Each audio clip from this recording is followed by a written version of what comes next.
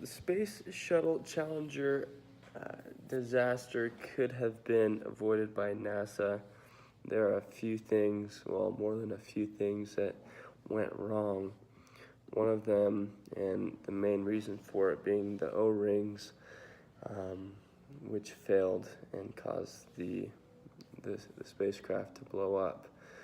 The issues with the O-rings were known by many of the engineers, and they made several attempts to notify management, but because the launch was being pushed so hard and so soon, these problems were not resolved in time for the launch. The night before the launch, they even had a conference call with a few of the engineers, and another attempt was made to postpone the launch for a few more months before until the weather warmed up, but NASA pushed the launch, and eventually it didn't go over well.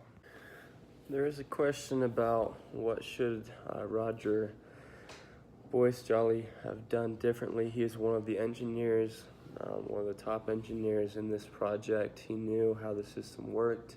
He knew the potential issues, and he could have been one of the guys who could have stopped the problem. He had this job, he had great opportunity, and so there was a lot of pressure from NASA to launch.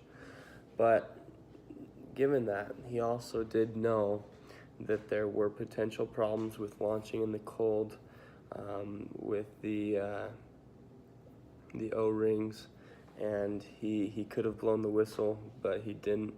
There's really no excuse for that.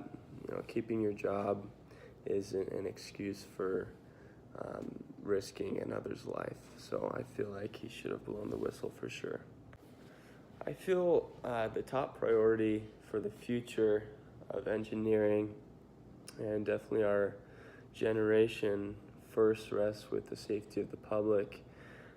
Engineering things that will help the public and that will help make management happy and continue to reach the goals that they have. But the top priority still has to be public safety, not doing things that are going to risk others' lives. And so I feel that it's very important to continue to push the limits, continue to engineer new things. We should be loyal to our management, but not up to the point of risking others' lives. And so keeping that in mind, and I think that's the top priority always, is keeping the public safe.